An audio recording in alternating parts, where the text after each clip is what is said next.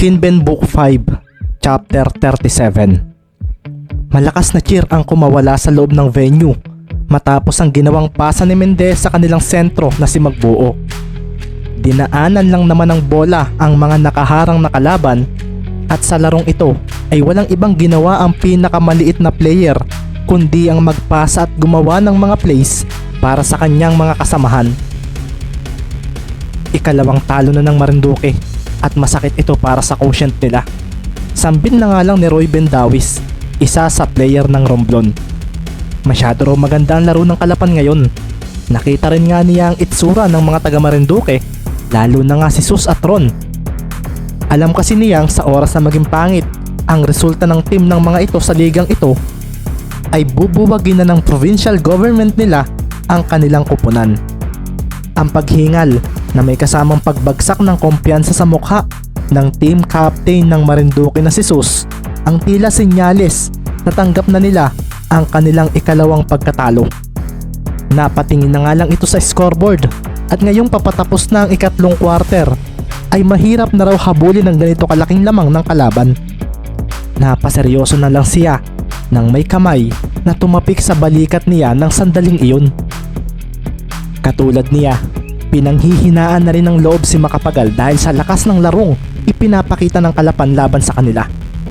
Inaasahan nilang magiging kagaya ng naging laban ng Kalapan sa Oxy ang magiging laro nila, kaso mukhang kabaliktaran ang naganap.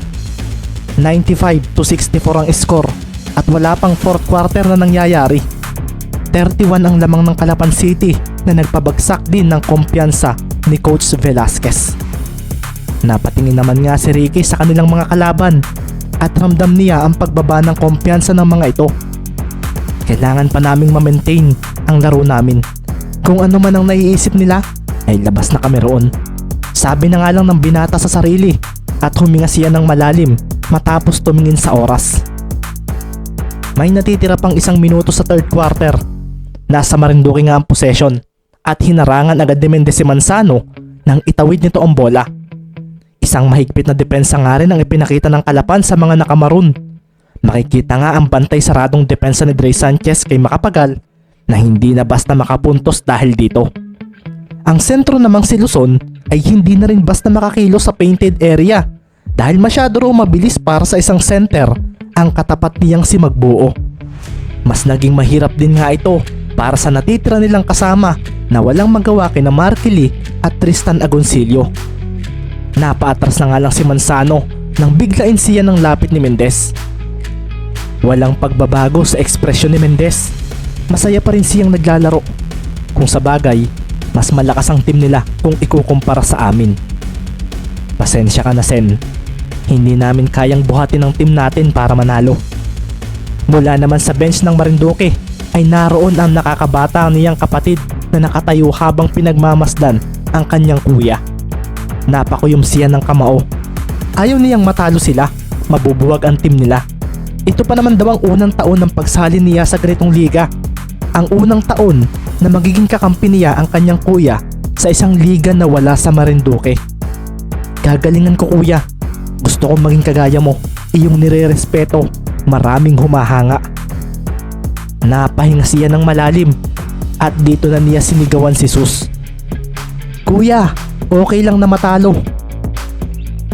Baka nakakalimutan mo na kung paano mo itinuro sa akin ang basketball. Bulalas ni Sen nang may ngiti. Napaseryoso naman ang mga kasamahan nila sa bench. At dito na nga rin nila naalala si Sus bilang isang magaling na kakampi, na captain, na barkada, na kaibigan. Nagsitayuan din nga ang mga ito at nag-cheer para sa kanilang team. Si Sus at Ron naman ay napangiti nang marinig iyon.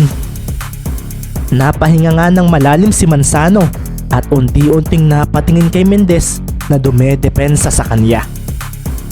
Okay lang na matalo kahit pagtawanan pa ninyo kami, sambit ni Manzano, at dito na nga biglang kumawala si Macapagal mula sa depensa ni Sanchez. Kasabay rin ito ay ang pag-atake ni Sus sa depensa ni Mendez na biglang nagdilim ang paningin. Nilampasan ni Manzano si Mendez at ang mga manonood ay napaseryoso sa crossover na nangyari. Dahan-dahan namang napangiti si Ricky at si Sus naman ay napaseryoso bigla dahil naglaho ang bola sa kanyang mga palad. Isang steal nga ang nagawa ni Mendez at pagkakita ni Macapagal doon ay agad siyang bumalik ng takbo. Isang mabilis na pagdribble naman sa bola ang ginawa ni Mendez na kinahabol pa nga ni Manzano at Macapagal. Isang 1 against 2 na laban ang nangyari sa fast break na iyon. Ang mga kakampi nga ni Ricky ay hinayaan na siya dahil alam nilang magagawa nitong pumuntos. Isa pa, sumenyas din ang isang kamay nito para sabihin sa kanila na siya na raw ang bahala. Pigilan ninyo si Mendez, sigaw ng mga players sa bench ng Marinduque at napangiti naman si Naron at Sus nang marinig iyon. Tumalo na nga si Mendez papunta sa basket at dito na nga rin lumitaw si Naron at Sus na desidido siyang pigilan. Nang mapatingin nga sila kay Ricky ay napangiti sila nang makita ang ngiti nito. Kasunod nga noon ay ang paghampas nila sa bola na bigla na lang naglaho dahil inilipat ni Mendez ito sa kaliwang kamay nito. Sa paglapag nga nilang tatlo sa ilalim ng basket ay makikita naman ang bola na nasa ere na. Umangat ito papunta sa basket at sa pagtama nito sa dulo ng ring ay siya ring pagtalbog nito pabalik na nagpatayo sa mga manonood. Maging ang ilang mga players ng ibang team ay napakuyom din sa ginawang iyon ni Mendez. Sa pagpasok ng bola sa basket ay doon na rin dumagundong ang malakas na cheer ng marami para kay Ricky Mendez na ikinangiti ng mga kasamahan nito. Ang mga manlalarong nasa bench naman ng Marinduque ay natulala, hindi dahil sa naka-score ang kalaban, kundi dahil nakita nila ang pagtapik ni Mendez sa balikat ng dalawa nilang pinakamagaling na kasamahan sa team. Nakangiti si Ricky na nilampasan ng dalawa. Hindi ba masayang maglaro ng basketball? Pagkatapos nga noon ay napatawa na lang ng marahan sina Sus at Ron. Kahit naman mabuwagan provincial team natin, hindi naman ibig sabihin noon ay mawawala na ang basketball, hindi ba? Naitanong na nga lang ni Sus at naalala niya rin ang kanyang sinabi kay Sen tungkol sa sports na ito. Naging masaya ka sa paglalaro ng basketball kahit anong mangyari. Depensa na, huwag natin silang papuntusin. Bulalas nga ni Mendez sa pagbalik niya sa kanyang mga kasamahan na nasa side na ng kalaban. Kasunod din noon ay ang pagbulalas ng mga ito ng oo. Asa ka pa, pupuntos kami, wika naman ni Sus, at dito na nga nagpatuloy ang laro sa pagitan ng Marinduque at Calapan. Sa pagpasok ng fourth quarter ay hindi na nga pinaglaro ni Coach Cervantes sina Marlon Magbuo at Ricky Mendez. Si Maki Romero naman ay hindi na rin pinaglaro ni Coach, habang si Baro naman ay nakalaro pa ng ilang minuto upang siya ang maging highest scorer para sa kanilang team. Niyabang nga kaagad nito si Larry Dizon pagbalik sa bench. Hindi na naglaro ang mga starters ng Marinduque. Matuga ka boy. Bulalas naman ni Larry para maging invalid ang 6 points na ginawa ni Baron sa last quarter laban sa mga bench players ng kalaban. Palagay mo, mahihina ang mga players na kinuha nila? Magagaling ang mga iyon. Tanggapin mo na lang na ako ang magiging best player ng game. Excited na akong ma-interview mamaya. Pagyayabang pa ni Baron at sina Maki at Larry ay napailing na lang. Asa ka pa, baka nakakalimutan mo, mas magandang stats sa iyo ni Ricky. Sabi pa nga ni Larry na ipinakita ang stats na nasa notebook niya. Patingin nga, sabi nga ni Baron at nang makita niya iyon ay natawa siya sa sarili dahil mukhang hindi pa raw yata mangyayari ang nasa imagination niya na makikita siya sa TV dahil sa pag-interview sa kanya. Ano, pahiya ka ano? Sabi naman ni Tristan na napatawa pa dahil nawala ang yabang sa mukha ni Baron. Anong stats ni Ricky? Dagdag pa nga nito. 12 points, 25 assists, 12 steals at 2 blocks. Sabi ni Larry at napangiti na nga lang si Maki nang marinig iyon. Napatingin naman si Ricky kay Larry nang marinig iyon at parang ayaw pa nitong maniwala. Triple-double Baron. Anong laban ng 24 points at 4 blocks mo roon? Baka mas maganda pa ang stats sa iyo ni Boss Marlon. 15 points, 13 rebounds at 5 blocks. Wika pa ni Larry na may kasama pang pagtawa. Hindi naman na nag-react si Baron sa nalaman niya. Natuwa pa rin naman siya dahil isa na namang magandang performance ang ipinakita ni Ricky sa labang ito. Mas karapat dapat nga raw itong maging best player ng game. Ang mahalaga, mas mataas ang points ko kay Romero. Sabi na nga lang ni Baron. Tuloy pa baka nakakalimutan mong mas magaling ako sa iyo. Biglang wika ni Maki na ikinaseryoso ng mga kasamahan nila. Si Coach Cervantes naman habang nakatayo ay napapangiti na lang sa isip habang naririnig ang usapan sa kanyang likuran. Anong gusto mong sabihin, Romero? Naghihintay ka nga lang ng pasa ni Ricky. Hindi ko gusto ang lumabas sa bibig mo Baka gusto mong mag one-on-one tayo mamaya. Sige, payag ako. Napatawa na nga lang si Tristan sa sagutan ng dalawa. Mukhang nahahawaan ka na Maki nitong si Nalare at Baron Banat nga ni Agoncillo at napahinto sa pagsagot si Maki nang marinig iyon. Bigla namang napangiti si Ricky at napaseryoso naman si Carlo dahil parang hindi raw ganito si Romero sa pagkakakilala niya. Hindi raw ito basta napatol sa mga kagaya ni Baron. Tumunog na nga ang buzzer at hudyat na iyon na ang game sa pagitan ng Kalapan at Marinduque ay tapos na. Nakuha ng Moriones ang ikalawa nilang pagkatalo at ang Kalapan ay ang dalawa nilang panalo.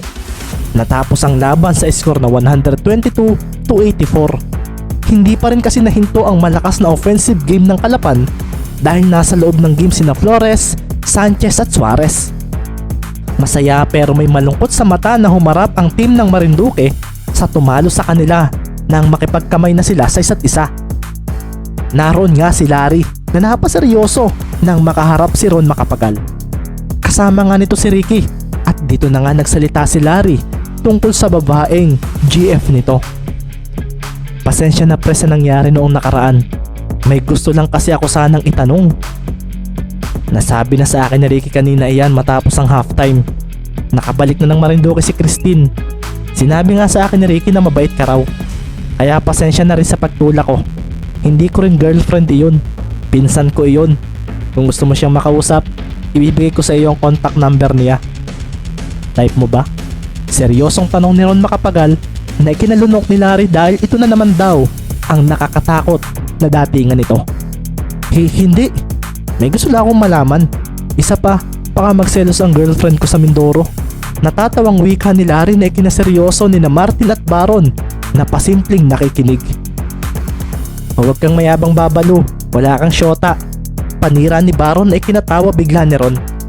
Single din ay yung pinsan ko. Mabait naman iyon. Baka na-misunderstand ka lang niya. Para sigurong manyakas ang tingin mo Subukan mo lang. Puro lalaki kaming pinsan niya. Pananakot pa ni Ron at napangiti naman ang pilit si Larry. Nako, manyakas niya akong tumingin niyan. Sabi pa nga ni Baron at doon na napatawa si Martin at maging si Maki. Mga siraulo, kaya hindi ako nagkakasyota ay dahil sa inyong mga siraulo kayo. Wika ni Larry at si Ricky naman ay iniwan na ang dalawa. Lumapit na nga siya kay Sus at dito ay nakangiti siyang nakipagkamay rito. Katabi rin ito ang kapatid na si Sen. Ang galing mo Kuya Ricky. Sabi nga kaagad nito at si Ricky naman ay marahang nahiya sa papuring iyon. Salamat sa masayang game, Ricky Mendez. Sabi naman ni Manzano. Salamat din. Hindi pa ito ang huli natin paglalaro ng magkalaban. Alam ko. Sabi naman ni Ricky nang may ngiti. Tumango nga rin ang magkapatid at pagkatapos noon ay nagsialisa na sila sa gitna. Habang naglalakad nga si Mendez ay maririnig nga ang cheer ng crowd para sa kanya. Nakakatuwa raw ito sa pandinig at dahil sa mga nangyari sa OMPL ay parang nasanay na rin siya sa ganito. Bago nga siya makaalis sa bench ay na-interview pa siya dahil siya ang naging best player ng labang iyon. May laban ng isang ito para maging MVP ng liga. Nasabi naman ni Rare sa sarili na tumayo na para maghanda sa kanilang magiging laro. Rare, wala pa ba si Calvin? Nasaan na naman ang isang iyon? Bulalas na nga lang ni Coach Salome na masama na naman ang timpla ng mukha. Napangiti na nga lang ng pilit si Rare dahil nang tawagan niya si Calvin ay unattended ang number nito.